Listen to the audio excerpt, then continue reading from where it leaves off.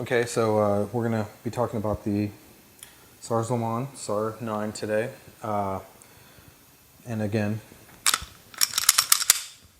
get it unloaded. So the reason I bought this pistol, for one reason or another that we're not going to mention, the person that lived with me that owned a Glock 17, they moved on, and so I no longer had access to a Glock 17.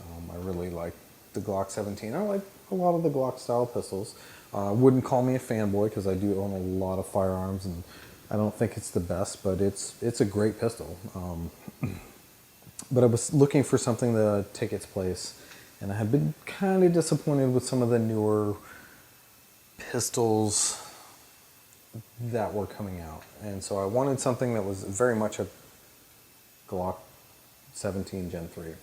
And so I picked this up. So we're going to go to the bench and we're going to look at this. I'll throw, all the specs, on screen for the SAR 9. Okay, we're going to be looking at the SAR USA. This is one of the things I've been kind of harping on when it comes to budget pistols, is the box you get it in. As you can see, SAR gives you a decent carrying case. It's very similar to, some Glock cases and a lot of other, hard plastic cases versus cardboard.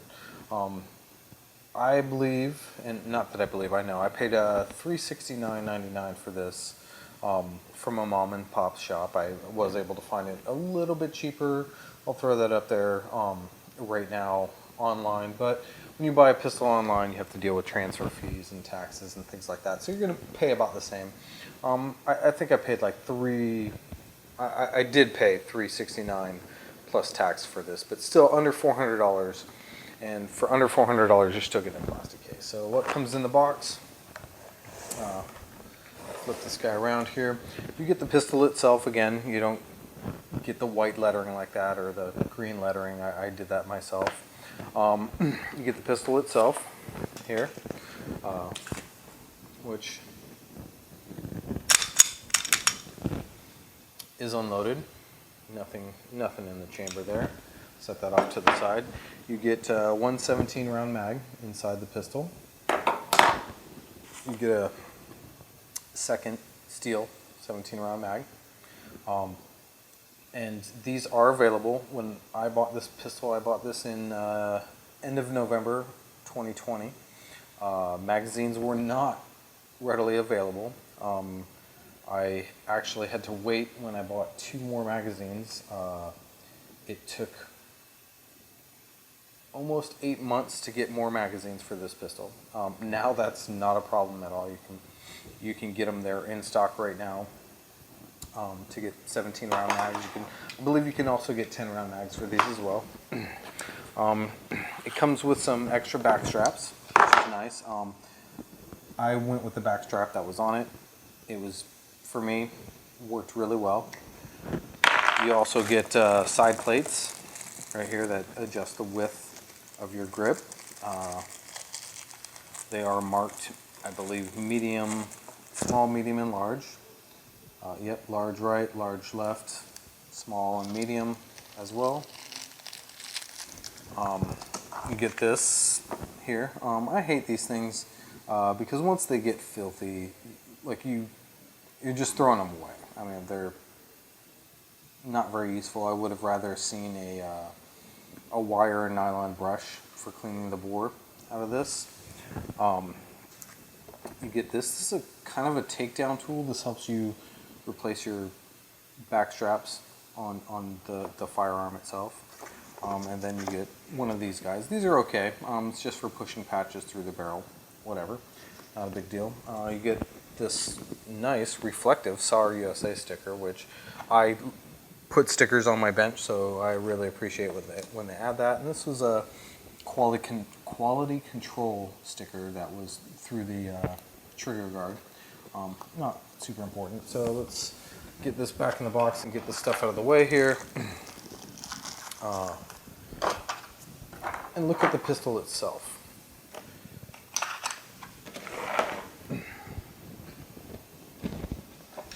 So with the pistol,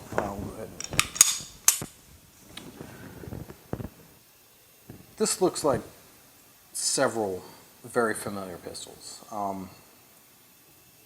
The upper half looks very much like a Glock 17, and the lower half kind of looks like a VP9.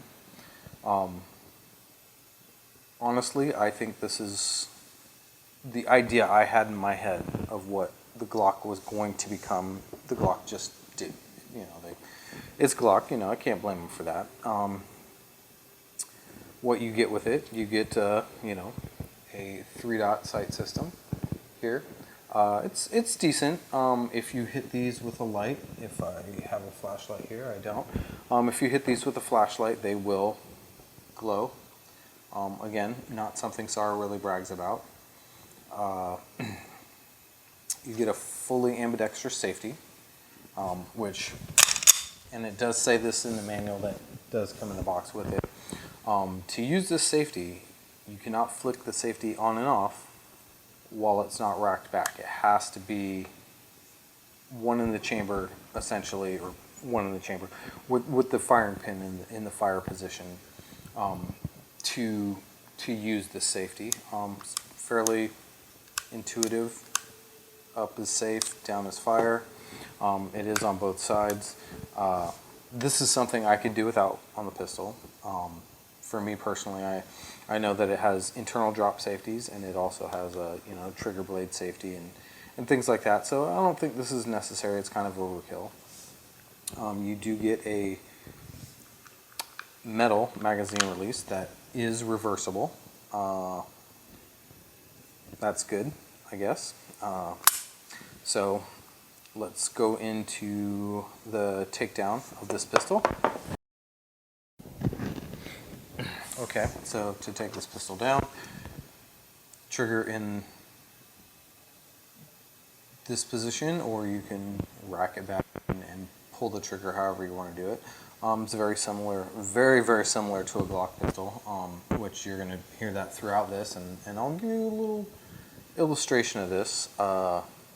So you have two tabs here. Pull it back 1/4 inch or so, and it comes right off the top. That's where it differs from a Glock. The Glock, it'll slide all the way off. With this, it slides a little bit forward and it comes straight up and off. So we're gonna set that to the side, and we'll take this down and take a look at it. You have a captured recoil spring. Very, very standard. Then you have your grounding action barrel. It is a 4.4 inch barrel on this guy. Has a slight crowning or recess here to protect your threads, which always nice. Can't complain about that. Well machined. And then you have this. And this looks very, very, very familiar. And the reason for that is it is essentially a Gen 3 Glock 17 slide. I would be willing to bet you could probably run this slide on a Gen 3 Glock 17. Don't quote me on that. Obviously, it's meant for this pistol, so use it with this pistol. Don't interchange them, but I would be willing to bet you could. Just to illustrate that a little bit better, we have a Glock 19 slide here, and as you can see, it's outside of right here and where they have this spring pin. It's pretty much identical. It's the same. You have a little bit more distance here with your back plate, which I believe this one is no, that one's metal as well. No, it's polymer. So you have a polymer backplate on here, which Glocks do come with a polymer backplate. The thickness of it's a little bit different. And then you have this here for the spring pin, but if you notice your plunger, I'd imagine your plunger and all that is going to be interchangeable on a Glock 17 or a Glock 19. Very, very, very similar as far as design is concerned, and why wouldn't they? I mean, it's a fantastic design. I mean, Glock has been doing well for years. And when I say their design is very similar, let's get this slide out of here and let's compare this to a Glock barrel. And again, I don't have a Glock 17 anymore, which is the reason I purchased this. But I mean, the barrels, again, you're looking at pretty much a Glock clone when it comes to the upper. You know, there's not much difference in these at all. The recoil spring is going to be the biggest difference. In the Gen 3 Glock 17, you'll have a recoil spring very similar to this single spring recoil spring. This is for a Glock 19 again. But very similar thing comes with a Glock 17. You get a dual captured recoil spring for your SAR, which I think is nice, really nice, actually. As far as internals go on the frame, let's get this out of the way. So my Glock 19. This is a SAR 9. There's a little bit of difference. Not much. Your main differences in this is going to be here with your slide stop, slide release. I think this one's actually a little bit more robust, a little bit better than the Glock Gen 3s are. I can't speak to any of the other ones. As you can see, it's very similar in almost every way. This looks very, very much like a you know, Glock 17. Obviously, this is Glock 19. This would be a SAR 9, but you know, it's very similar to what you would get in a Gen 3 Glock 17 versus a, you know, anything else. What sets this apart is the grip itself. I actually like this grip a lot better. It's way more ergonomic and it feels a lot better in the hand than a blocky, you know, Glock 19 or Glock 17 style. The grip angle's different, obviously. That's one of the big differences. They both have finger grooves. The Gen 3 and you know, obviously the Gen 5s don't have that finger groove, but the grip angle's the same on the Gen 3 versus Gen 5. It's the same grip angle, but this right here, the way they did this is really, really nice. Another thing that I really like about it is, well, it doesn't have like the squared off. I mean, it's squared, but it's not squared. It's not 90. And it doesn't come out. And I've always liked that where they have a little lip on your trigger guard here. This does have some grooving in here, and I'll probably go back and stipple that. And then also this here. Glocks don't have that divot there where if you needed to rip out a magazine for whatever reason, take an empty magazine, put it in here, you can see that you have a spot where you could actually, if you needed to physically rip this magazine out, you could. I think that's one of the things. It's a little small feature that's really nice. You know, 17 round mags. I mean, there's not really much to complain about this. I wish I had a firearm that I could compare this to. That would be a fair comparison. I wish I had a Gen 3 Glock 17, but I just simply don't have one anymore to compare it to. So I'll just talk about it a little bit. Some of the things that you're not going to get. Let's put this back together, and then, you know, and again, same pretty much. Reverse the order. Put your barrel in. Put your spring in here. And then instead of sliding it all the way forward like this, like you would like a Glock 17 or whatever, you can just set the frame on top, cock it back, function check, and it's ready to go. So some of the things that you don't get in this, and this is probably a cost-saving thing, you're not getting an ambi slide stop on it, which you know, again, I'm a left-handed person who has just learned to shoot right-handed over the years, so that hasn't ever been a huge deal breaker to me. So you're not getting your ambidextrous slide stop, and this cannot be moved over to the other side. You're not getting an ambidextrous magazine release, which that actually is not a big issue to me at all. I actually do not like ambidextrous slide or magazine releases, and in a later video I will show you why I don't like those. But other than that, you're getting the same functionality as a Glock 17 out of this, and you're getting better, in my opinion, way better ergonomics. The grip texture, I like my grip texture a little bit rougher. If I had to make complaints about this, it's going to be this external safety. I don't need it. They do make versions of this that do not have the external safety on it, where that's just omitted, which I think that would be nice. And I'm sure you can, there is a spring pin here. There's probably a parts kit that you can take that out. I'm just going to leave that because it doesn't matter to me that much. I just don't use it. Your magazine release, it's nice. It's a little bit oversized, but it doesn't get in the way or anything like that.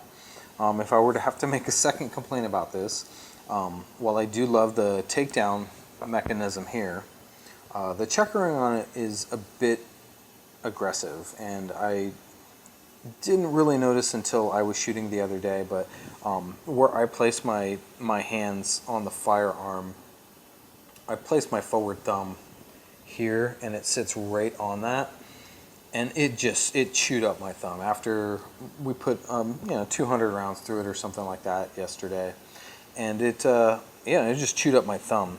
This texturing here, it's just too far back for me personally. I'm more forward with it, so this texturing is a little bit aggressive, but again, not that big of a deal if you're using this in a self-defense situation. That's the least of your concerns. But all in all, it's a fantastic pistol. I really like these, Turkish pistols that are coming to the American market now, and they're really nice. They're good. Quality sights on them, steel right out of the box. This one's windage adjustable in the rear. It does take Glock front sights, so you could definitely change those. You could probably easily find something on the market for this rear sight. All in all, I think they made a banger with this pistol. This is a really nice pistol. I'm actually really excited to see they just released, or not just released, but they released a compact version of this pistol, which competes more in line with the Glock 19 size pistol, which happens to be my favorite size pistol. But all in all, this is a fantastic pistol that shoots really well. The lockup's really nice. Like, it doesn't rattle around or anything like that. It's a very, very well-made pistol, and I'm glad that companies like SAR USA are importing firearms into the United States now. That's going to actually really compete. I would trust my life to this firearm.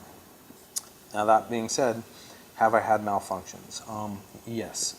One of the SAR magazines I have, and it wasn't one of the magazines that I got with the firearm, does have a tendency every once in a while, when you have a very, very fully loaded mag, when it's loaded to 17, you'll probably get 2 shots into it, and it'll have a failure to feed. But it's only the one magazine that has that issue, and I've only noticed it under very rapid fire situations. So that could be a number of things. It could be, a loose grip on my part. I'm not sure, but all in all of the other magazines function flawlessly. The only other issue I've had with this is, and this is probably user error, I'm going to chalk it up to, is they say don't try and activate this when the gun's not in the fire position. So it says don't try and activate this, it could do damage to the firearm, the safety itself. And I think how I held it, I was pushing up on this, and it forced the trigger wouldn't reset. I had to take the magazine out and I had to run the slide several times until the trigger reset.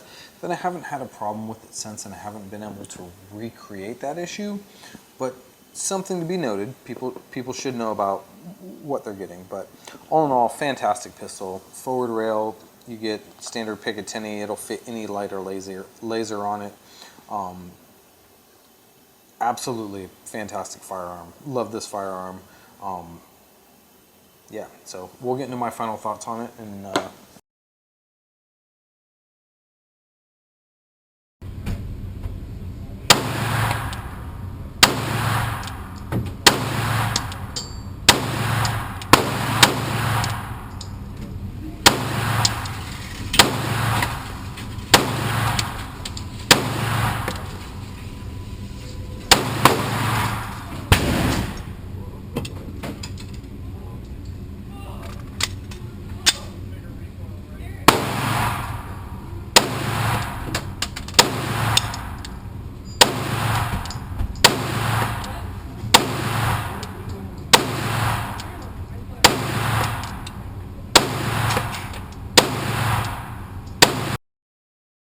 okay, so my final thoughts on the SAR 9. This is a good pistol, absolutely. This thing shoots like a dream.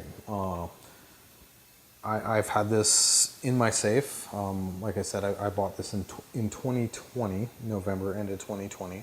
So the prices were a little bit high. Like I said, I did find it cheaper today than what I paid for it. But it's a great pistol, and it functions well. Like I said, I've only had one issue with it. It was quickly remedied, and I wasn't able to recreate that issue with it. If I had to make one complaint about it, it's, again, it's going to be this external safety. I don't need that. It's not something I personally need, knowing that the firearm has external safeties. Would I buy this again? Absolutely. Would I buy this one, or would I buy the compact one that's now out? I would buy the compact one over this one, because a Glock 17 for me personally, I'm not that large of a guy. So a Glock 17 it's a lot for me to carry, even if I'm open carrying, hiking or something like that. It's just big, it's heavy. I prefer like a Glock 19-ish style firearm, which their new firearm addresses a lot of, or newish firearm, sorry, addresses a lot of problems that I've had with this. And not that I have with this, that I'm nitpicking. It doesn't have the external safety, and it's a 15-round magazine with a shorter barrel. That would be perfect for me. I'm actually excited if I can, find a gun store that has one of those in stock for me. I'm definitely going to pick that up. And it may rotate into my winter carry collection. Fantastic pistol. I love this. I can shoot this well, like out of the box. And yes, in my accuracy testing, I did have a couple flyers, but in my defense, I had this had been sitting in my safe for, I don't know, probably a year, a solid year, where I hadn't fired it. I didn't have time. I don't have a holster for it, which that is kind of a downside. Finding holsters for these are kind of a problem, but I've started creating my own Kydex holsters now, so not that big of a deal anymore.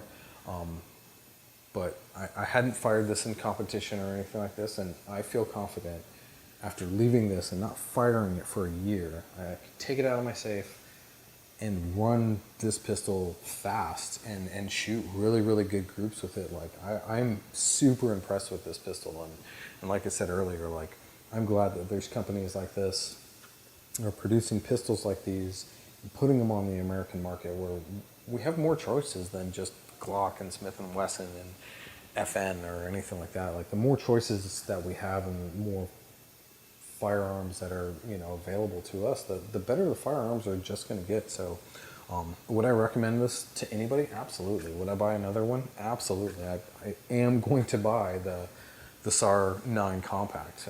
It's kind of a no-brainer for me. I think it's a fantastic pistol. So until next time, God bless.